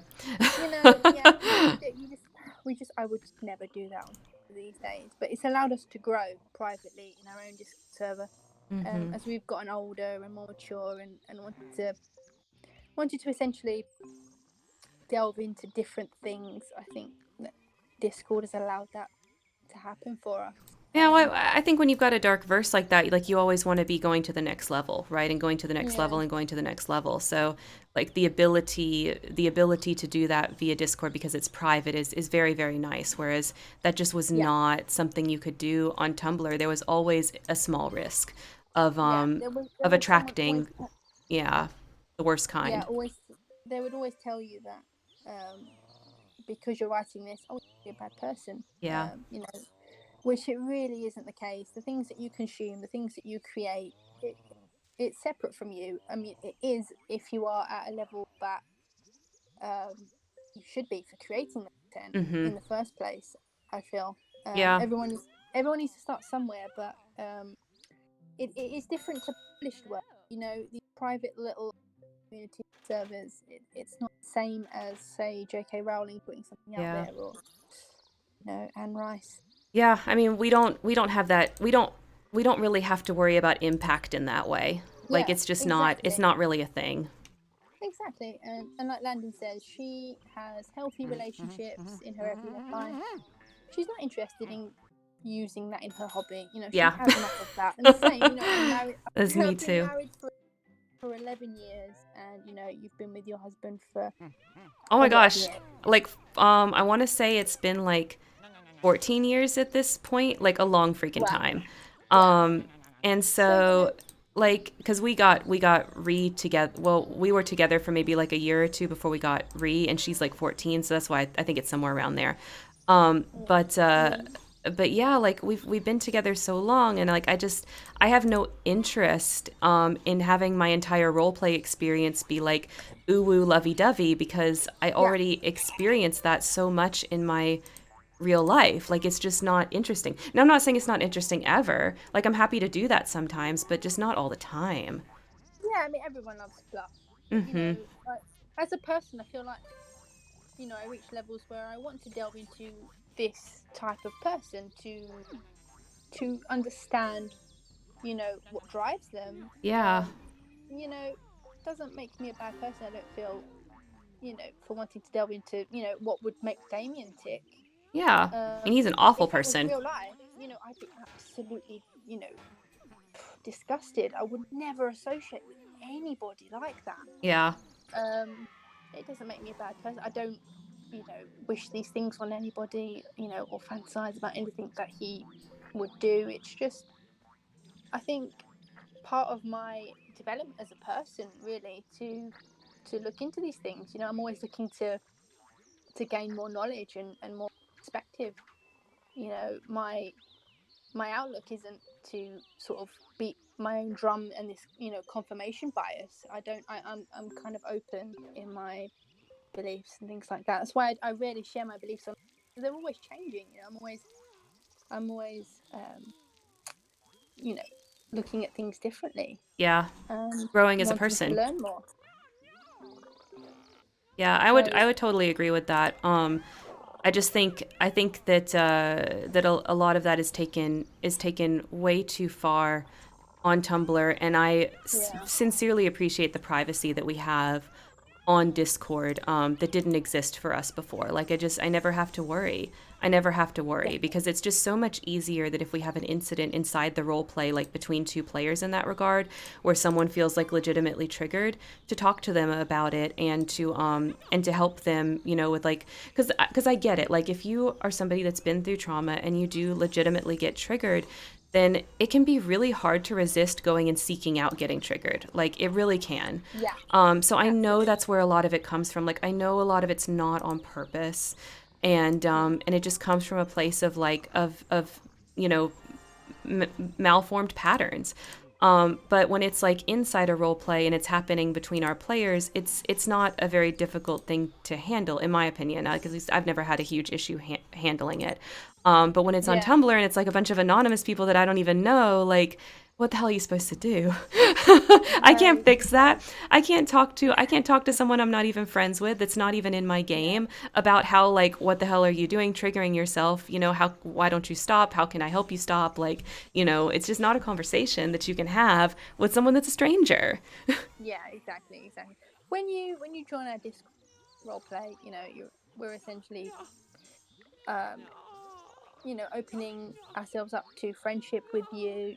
We will be there, we'll be patient with you, and Yeah. they can come to us about anything, triggered or not. And it's not always cathartic for somebody to delve into the trauma that they have in real life in fiction.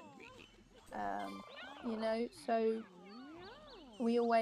I think we try to hammer into people, don't go into the not safe for work channels, don't read the things that um, you know that you might expose yourself to the things that might trigger you. Yeah. But we're always there for people if it happens. Friendship first. Yeah, for Friendship sure. first group. For Yeah. sure, and I think that's reasonable. But like on Tumblr, it was like anonymous people. Like anonymous people would Yeah. contact you that you didn't even know, and cry to you about being triggered. And it's like, I don't know what to do for you. I don't even know you. Yeah. So, Exactly. And people do get off on arguing with people. I think yep. half the time people weren't actually triggered. They were looking through tags, like they were typically looking for the content to burn you for. Mm-hmm. Um, and it was just, I got to a stage where I was having kids. It was just, I wasn't about it anymore. Yeah, real To life be was honest. stressful enough. Yeah. Yep. So do you think you would go back to Tumblr at any point in your life? Do you think that there No. was a no? Mm-mm. Nope. There was a time like after we left. So we left a little bit before the whole like changeover of their policies happened.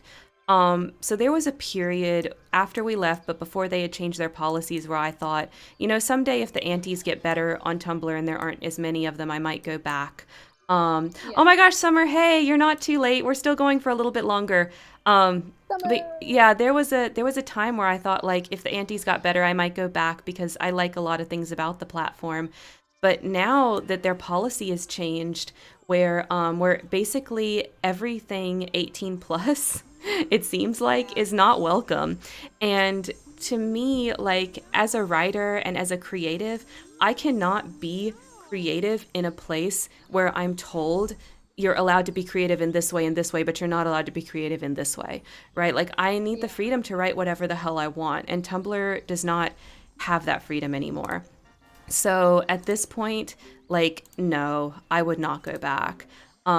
Like they would have to completely change their policies to allow all kinds of content again. Yeah. Yeah. If that ever happened, sure, but I don't expect it to. I mean, the same thing went down basically with LiveJournal. Strike Through is the event. If y'all want to Google it, we're not getting into it today because we're talking about Tumblr today. But essentially, that's what happened when it comes to LiveJournal. Is they banned all the porn, they banned all the quote unquote bad stuff, and Right. it slowly died until there was nothing left. And I think that's because as creative people, the moment that we're told there are parameters around our creativity that are platform wide. Like, I'm not just talking about like one specific role play game or with one specific partner, but like platform wide, your creativity is stifled. Then it's just, it's so limiting. It's like, I can't now. I can't make anything now. Even if what I want to make is within your parameters, I can't do it. Yeah, definitely. I think the only situation where I would go back would be when the kids are older, if Tumblr roleplay is still a thing, and if Mob Scene was still going on. My first RP, which is still going on to this day. Shout out to Mob Scene. Wow. So that's amazing. That's amazing to me. It is, yeah. I would go back for them, definitely. Definitely. My friends are still role playing away in that group that I first started in, so I would definitely go back if I had time. Mm-hmm. But Discord RP lends itself to the busy adult. You can work a 9 to 5 and still be able to role play. So I think that for the foreseeable, unless something else pops off that's just as good, I think Discord is where I'm going to be. Yeah, me just too. because I don't have the time. Yep. Me too. Bree says nobody listens to that policy. I mean, I'm sure nobody does. I mean, I don't mean to say that I assume that Tumblr is actually pure and nothing bad ever happens there. But I mean, you can't really look at it now and think that it's as free as it was. It clearly isn't. It's clearly different, and there's a lot of artists on there that are not there anymore because of the policy change. And I know that I feel like I'm one of them. And I know that there's a lot of them in that situation. Yeah, definitely. So yeah, I don't think I would go back. I wouldn't go back at this point. I would love for something to exist like Tumblr that has different policies than Tumblr. If that popped up, I feel like I would explore it. It really depends on what the mood was like there and how big it was to whether I'd actually like engage in the roleplay scene there. But yeah, so I pay attention a lot to what goes on with indie platforms like Pillow Fort, for example. Yeah, Pillow Fort just needs more people on it. It does, but see, they screwed up. Like Pillow Fort screwed up, which we don't have time to go into today. But a lot of the things that they did caused it, and they were just not ready. They were just not ready for the amount of people, and then they also made some poor policy decisions that really killed it. And so I looked at Pillow Fort when it was coming up, but then it just didn't really impress me, right? And then, yeah, J-Sync, I've heard of that. It's forum style. I'm not super into forum style anymore. I'm more interested in things that are like a social media style, like Tumblr was, right? So there's that out there for people that are interested in forum style, though it does seem great for those. But the one that I'm keeping my eye on right now, it's not live yet, so I really don't know what it's going to be like. But Fanexis is what I'm keeping my eye on right now, because their policies are explicitly pro-ship. They're explicitly going to allow you to do whatever the hell you want to do, so long as it's legal. So, if they can actually keep to that, yeah, if they can keep to that. Now, Pillow Fort was supposed to be like that, but then it wasn't, right? It was supposed to be like that, but then it wasn't. So if Fanexis can keep to that, sweet, like I'll check it out, you know what I mean? But that's kind of where I am right now. I would never go back to Tumblr, but I am interested in a lot of the things that Tumblr offered, to where I would be happy to take a look at another platform that was like Tumblr with better policies. Yeah. How do you feel? Would you go back? Like, really? I don't see myself having the time, to be honest. Now I've got kids. Yeah. If I did, in an ideal world, yes. Just because I don't have the time to make my blog. Beautiful. pretty enough for people to take me seriously. I don't think that. Fanexus, Lunar, FANXUS. So it's fan like fandom, and then Nexus, Fanexus. Sorry. So it's really a time question for you. Like, it's really more about, like, with kids, the time to invest in making something aesthetic is just not there. Yeah, yeah, and also, you know, just getting the time to sit on a laptop. Yeah. At the moment, like my main hobby aside from role playing and writing is art. Um, so I think I would probably put my art over going back to time on a laptop. Yeah. Because I've got like 5 coloring books planned out in my head. I can't Um, wait till you publish your first one. Someday you're going to get the time and yeah. attention to be able to do it. And I'm going to be there cheerleading you on, I swear, because your coloring is beautiful. Beautiful. Thank you. Thank you. So yeah, I'm getting back into sketching. You know, I've ordered some stuff that are coming, some pens and stuff. So I'm working on creating my own content and, you know, hopefully opening an Etsy shop Yeah. as a first move, and then yeah, moving into that rather than play on Tumblr. But for people who are younger, maybe have time, you know, it sounds like it's moved into a better direction from what Maria said than Yeah. where we were. Yeah, that's really So yeah, promising to hear. yeah, definitely. So as a last thing, we've got 5 minutes left. Okay. Shall we do the answer of the week? Yeah, let me save the game. And while I am doing that, any last thoughts to leave everybody with Tumblr RP, Naomi? Yeah, I think yeah, if you've got the time, you know, and if you enjoy making aesthetically pretty things, and if you've got software, you know, it sounds like an okay platform for you. But I would urge people to discover Discord Mm-hmm. as well. I would urge people to look into that platform because it's something that, as you grow as an individual, I think that you can still participate in what you love on the go. You know, you could have kids, you can have a career, and you can still role play. So I think that people need to keep that in mind Yep. Yeah. as well. I Definitely really look into Discord. I really prefer Discord for sure. Yeah, Okay, so I've got my browser up. Can you put the link to the article in the chat? Do you have a good way to do that from your setup? right. Okay, perfect. Yeah, There we go. I've done that now. So basically, there is a wildcat native to Scotland, and it's called the Scottish wildcat, Oh my or gosh, it looks like a aka kitten. yeah, the the Highland tiger, as it's sometimes called.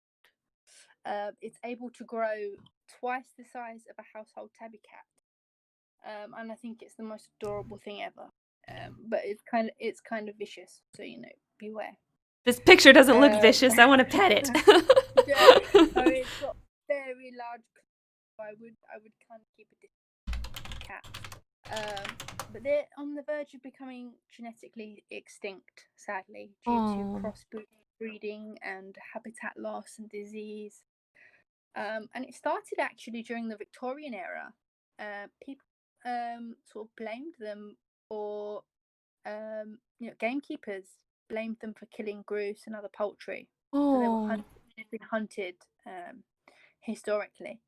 And still today, people hunt them illegally. But the Royal Zoological Society of Scotland have revealed in the latter part of 2019 that they have a new um, sort of conservation program that looks into sort of captive breeding. So they're breeding them now to eventually set them back into the wild. So hopefully they won't become extinct. They've got a kitten that they are looking at. I think he's about 8 months old at the moment. They're looking at potentially breeding him with one of the very few that are in the wild, Oh. to hopefully save the species. So fingers crossed that this beautiful breed gets to see another day because yeah, it's just tragic. They're so cute. Oh my gosh. Yeah, it says They that are. they can breed with house cats, I think, domestic moggies. Yeah, I guess that's a type of house cat. Um So yeah, I can totally see how that would happen. Well, hopefully they're able to be successful. Like, I see what you mean. I just Googled so I could see some more pictures of them. When you look at the adult Yeah. pictures instead of like the adorable freaking kitten in this article, they do look pretty big. So Yeah, maybe I I wouldn't feel like really want one for my house. no, I feel like we need to admire them from afar and leave them alone in their habitat, and they will thrive again because we've just been too intrusive. And yeah, Yeah. Well, I mean, I yeah, understand. I get probably why people still kill them. I'm sure they can be a nuisance, yeah, just like street cats, like feral cats here. Like they can be kind of a nuisance. Like, I mean, I feed the feral cats in the neighborhood. Okay, cancel me, call me out. I know I shouldn't, but I can't freaking help myself. They're so cute. But they are kind of a nuisance, right? So like I yeah, get it, but also mm, like come on, these are your native wildcats. Don't do that. yes, they are becoming extinct. So just leave them alone. But yeah, I can't talk. I would feed the wildcats as a teenager, and we ended up with 12. Oh And my god. my mum was known as the crazy cat lady, and she still blames me till this day for that reputation she got in the village because I kept feeding the cat expensive Cypriot lunza that was like ham, Oh and my god. yeah, it was a bad thing that I was doing, but I couldn't help myself. Cute, and then they had kittens, and we had 12. I mean, I can't blame you. Like I literally do the same thing to this day, even as an adult who knows better. So, Yeah, yeah. I remember my husband was like, he asked his cousin about me when he decided to date, and he was like, "Yeah, they have 12 cats." Oh my god. His Cat try his cousin, his for cousin's cousin, like lived in our neighborhood and knew my mum was the cat lady. So for you guys listening, when you can, if you are someone like me that feeds, the stray cats, like, please try to catch them and get them spayed and neutered whenever you can, so that they don't, continue to breed because they do breed very fast and it can become invasive very quickly and the cat they do kill a lot of birds, like so. Eh, PSA for you guys that are listening, if you're like me and can't freaking help yourself, also do the right thing and have them spayed and neutered.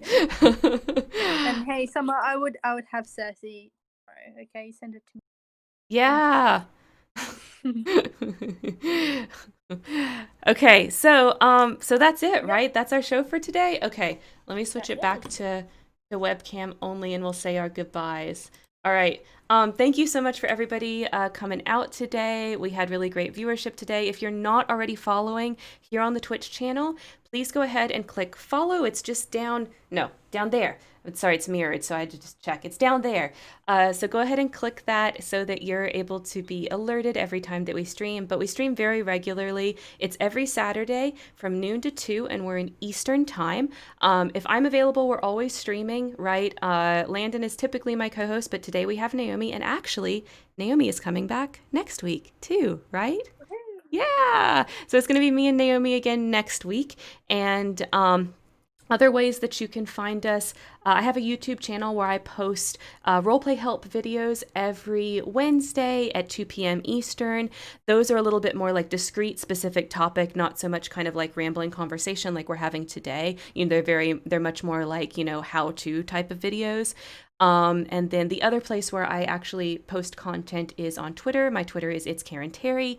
I have like other social medias, right? Like I have an Instagram, like I have a Facebook. So if you like to get your video feeds there, you can, but I don't really post original content to those. They're just literally like reposts of the videos. So if that's more your speed, because you don't want to go on Twitter, I do have those available. And Naomi, where can everybody find you?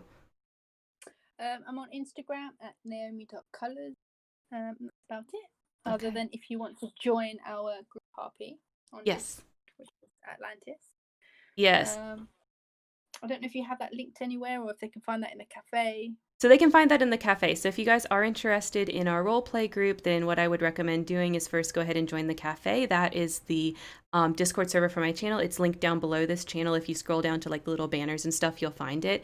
Also, the reason to join that Discord is we do welcome guests onto the stream. We've done that once before, and if you guys are interested in the topic, then you're welcome to come on as a guest and like actually talk, right? But you need to be in the Discord to do that. So if that interests you, then please join the Karen and Landon Cafe Discord server. Yeah. Absolutely. We'd love guests on this channel. Yes. And also, if you would like to support us as far as like improving the stream and things like that, my Patreon is linked down below. Everything that I make on Patreon goes straight back into my YouTube channel, straight back into my Twitch streams. It's all for that. Like, I don't spend any of it on myself. I have a 9-to-5 day job, right? So I don't need to.